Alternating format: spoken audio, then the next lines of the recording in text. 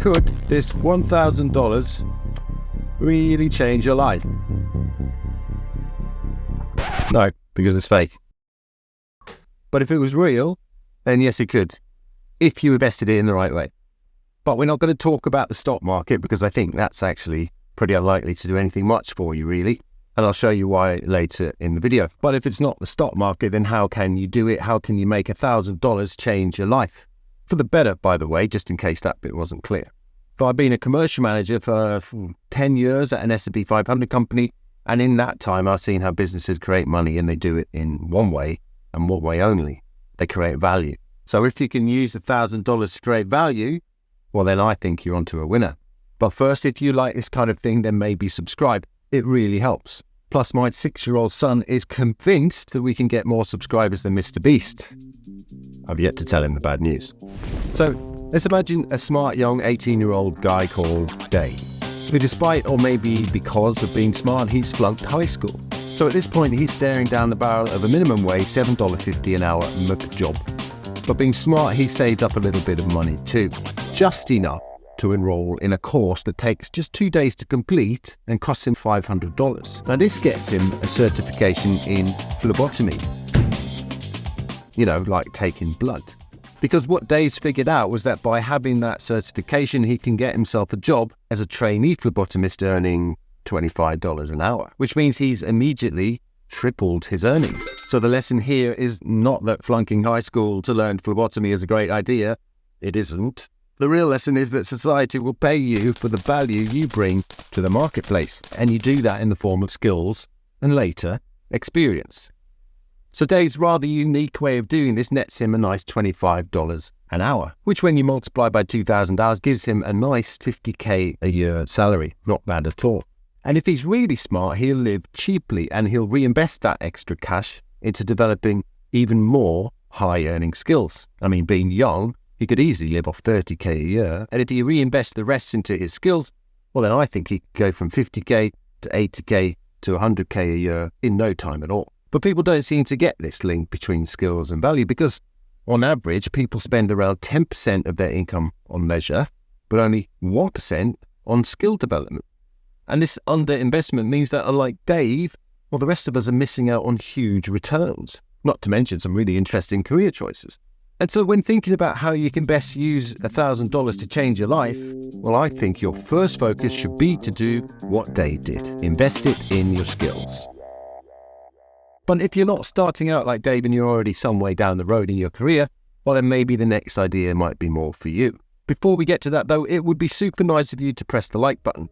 It's just down there somewhere, and it may have just turned all sparkly just to snag your attention. That's got nothing to do with me. When I first started this YouTube channel, I really struggled with the sound. I might still be struggling, you tell me. I mean, back then it was certainly awful, echoey, and yet somehow tinny, and it was really quite embarrassing. But I didn't want to spend any money fixing it because back then it was just a hobby. But when I decided I wanted to monetize the channel and spending a bit of money on the problem by buying a decent mic, well, it was the right thing for me to do at the time. And like me with this channel, many people these days are looking into what they can do to add to their income by starting up a side hustle or a small business. Whether it's because they face job insecurity, or they're struggling to cope with inflation, or they just want to escape the 9-to-5 rise and grind. Many people are looking to see if a side hustle could be the answer. And so the second thing I suggest you do with your $1,000 is invest it in your business, aka side hustle. So all businesses, including side hustles, need investment. And if you've ever tried starting up a side hustle, then believe me, you will know just how many problems appear like out of nowhere. And one of the easiest ways to fix these issues is to throw a little bit of money at it, like I just did with my sound issue. Because if you can make your side hustle work and it provides real value to people, well, the returns could be really quite life-changing. So think about it. Actually, if you fixed any issues in your side hustle by spending some money, let me know in the comments if you thought it was a good investment or not. It'd be cool to hear about it. Some of my best memories come from the holidays I've taken, places I've been, and people I've spent time with. There's something really cool and fulfilling about building memories through taking experiences. And if you think about it, the experiences we have, the people we meet, and the activities we take part in all help to define who we are as human beings. And in this way, experiences have real value to us. and we treasure the memories we get from them, and rightly so. And so the third thing I think you should do with your $1,000 is to invest it in experiences. Now, you've probably heard the advice that it's better to buy experiences than it is material possessions. And there's a lot of studies to explain why this is good advice. And it boils down to 3 key reasons. The first is a thing called hedonic adaptation, which is basically, I think, being nose blind for happiness. The idea that when you buy some physical thing, for example, some new shoes, a new gadget, or even a car, well, at first you'll feel really happy with it and your feelings of happiness and contentment will spike upwards. But that won't last for long. Very soon, the thing you bought will lose its power to make you happy, and it'll just become another thing that you own that you have to lug around with all the other stuff. You've adapted to it. You've become nose blind to it. But when you buy experiences, well, it's different. Their effects on us are much deeper because they can actually change us. They can literally change who we are. And even when the experience is over, we can still get pleasure from the memory of it. So unlike physical things we buy, we don't get nose blind to experiences so quickly. They keep giving long after they're over. The second reason experiences are better than material things is that they don't lead us into this other thing called the comparison trap. So we often buy things to kind of hint at our success and status, the brand of clothes we wear, the cars we drive, the neighborhoods we live in. And these things are often used to show people how well we're doing in life. But you might think, oh, Bob has that fantastic house and car, he must be doing really well. But here am I in my tiny little duplex and rusty Toyota FML. But we don't tend to do this with experience, at least not to the same extent. My experiences are uniquely mine. And it doesn't make sense for me to compare my trip to Italy with your trip to Japan, for example. Third, most of the time, experiences involve other people and relationships. I like buying material things, which is much more of a solitary activity. By investing in experiences, we're not only enriching ourselves and building an identity, we're also typically building relationships with others that are also made stronger by those shared experiences. Buying that new watch just doesn't hit the same weight. It's got much more of a personal and solitary impact. Investing in experiences might not give you a monetary return on your investment, but there can be no argument, at least in my mind, that they can have huge impacts on who we are as people. So although hard to compare to the other options, you could argue that investing $1,000 in an experience has more potential to change our lives than, well, anything else on this list. If you remember at the start, I said the stock market is a really terrible place to invest your first $1,000 if you're looking to change your life.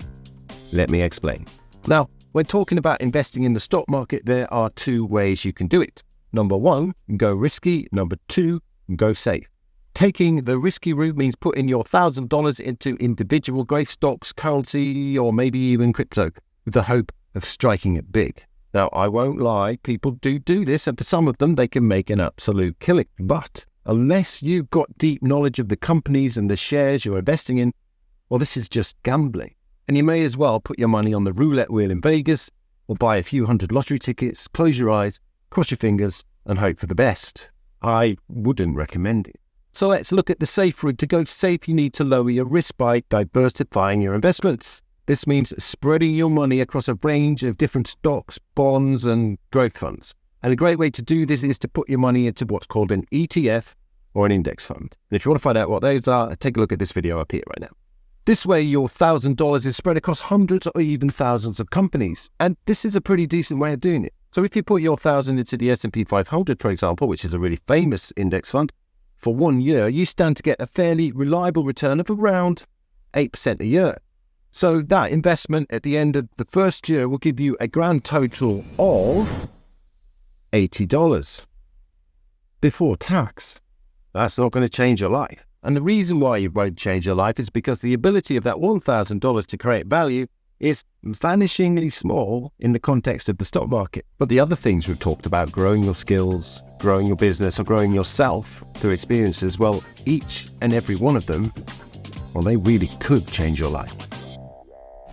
Thank you for watching. I hope you've enjoyed it. See you in the next one.